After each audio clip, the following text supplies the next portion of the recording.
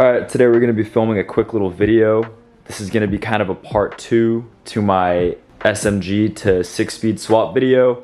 I feel like these are just a couple things I left out in the video that I didn't really know when I was first making it, but I'm going to be showing you guys today what I think you should do in addition to the swap. So first off, I'm going to pop the hood. And the thing that I forgot to mention in the first video, and even on the forums, they don't do that great of a job explaining to you what needs to be done in regards to this, but this thing right here is the SMG ECU, and this needs to be pulled out of the car so you don't run into any kind of like weird gremlins or electrical gremlins after doing the swap. So this is really simple to take out. I have this covered because it's actually VIN specific, like it'll have your VIN number right there. So to take this out of the car, it's really easy. You got to get to your fuse box right here, and this is just held in by, I don't know, 3 or 4 T30 bolts, which I'm going to take out right now. All right, with those screws off or undone, you should be able to just take this cover off. Pretty simple. All right, now once you have that off, you see this disgusting rat's nest of wires. If your car is or was previously SMG, you're gonna have two kind of like DME type things right here. This one right here that's more inward is your actual one that you want to keep in. And this one right here that I already have out is plugged in right here. And the difference that you know, obviously the position, it's the one closer to all the relays right here. And it's all gray. So as you can see, the top right here is gray.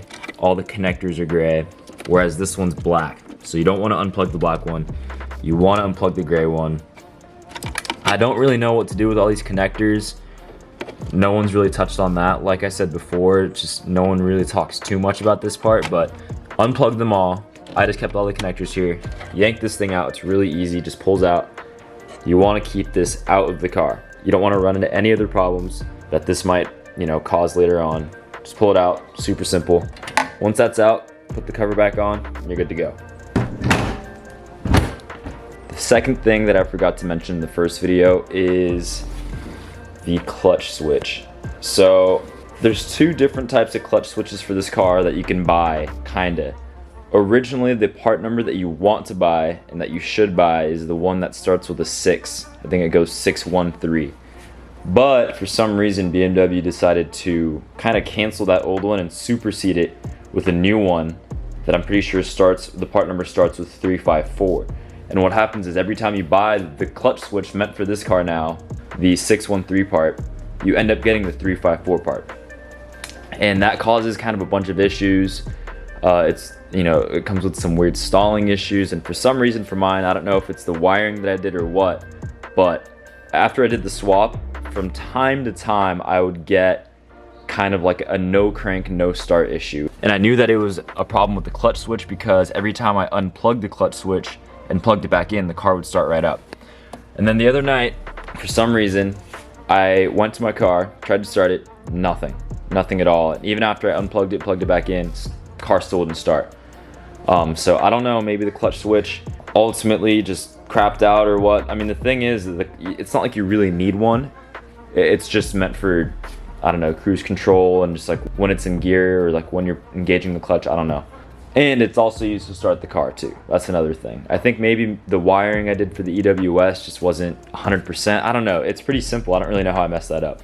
Anyway, I know something's wrong with this clutch switch. So the main moral of this part is if you can somehow source the actual old clutch switch, buy that one. I'm still on the hunt, so if anyone knows where to get one, let me know. Now, to make sure I never faced that problem where the car wouldn't start like that again, I did some research online, and apparently the cars in Europe don't actually need the clutch to be engaged to start the car, and the E46 is like that. And so I guess there's some coding you can do in NCS Expert to pretty much code out the clutch switch to start the car. And so I thought, you know what, I'm just gonna do that. It's pretty simple. So I'm gonna show you guys that right now. I'm not gonna really show you a step-by-step on how to use NCS Expert just because it's kind of tedious, but I'll kind of show you an overview. I'll link a video below that kind of taught me how to use NCS Expert. Once you do that, the process literally takes like 5 minutes. Anyway, first off, you're gonna wanna get this K plus D CAN cable with the switch right here. The whole thing with the switch, I mean, you can do your research, but you need ports 7 and 8 bridged or something like that for these older cars. Mine luckily had a switch on it, so I didn't need to do that physically. So for starters, you want to plug it into the car. And then next up, I'm gonna go to the screen recording. All right, now once you're hooked up to the car, what I like to do is double check to make sure that the car is connected. So I'll go to IMPA, and once you see on IMPA that your battery's on and ignition is on, you know that your car is connected to the computer itself. So I exit out of that.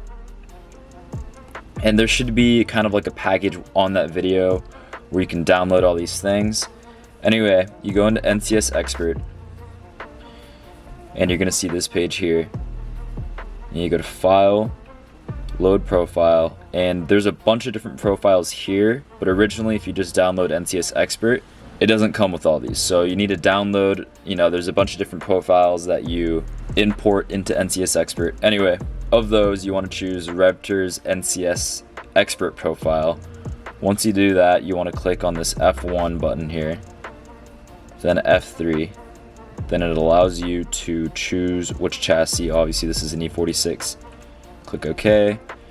And if you have a September 2001 or newer car, you want to click either of these upper two. And if you have a September of 2001 and earlier car, you want to click one of these two here. So mine's a November of 2001 build, so I'm going to just click OK on this first one here. Once you do that, the chassis and everything should load up here. Right here is the VIN and all the other vehicle information. I'm going to have that blurred out, so your VIN should pop up right there. Once that's done and it's correct, you want to hit back. Once you do that, you want to go to Process ECU.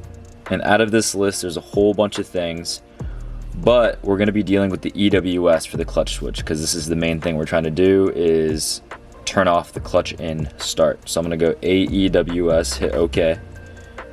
Just hit OK again. Once you do that, you see that the job name right here is SG Codirin.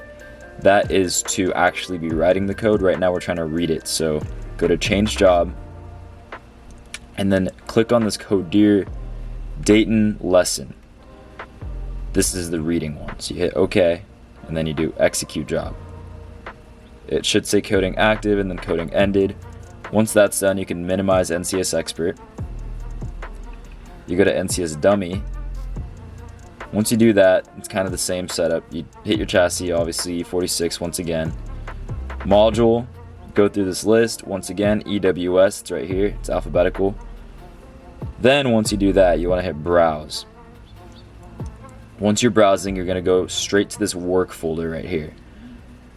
You want to click this FSW _ PSW, and it needs to be this trace file, .trc.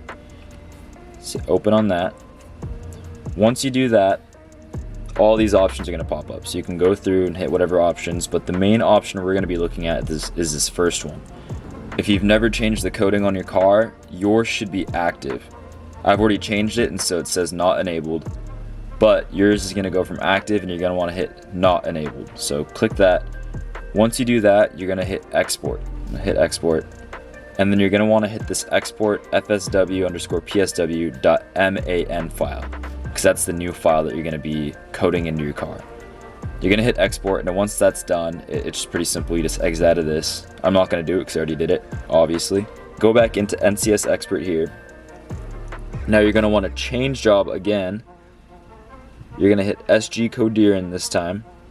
Once you do that, since you already exported that first file from NCS Dummy, that file is already going to be into the work file. It's going to be saved in the work file of NCS Expert.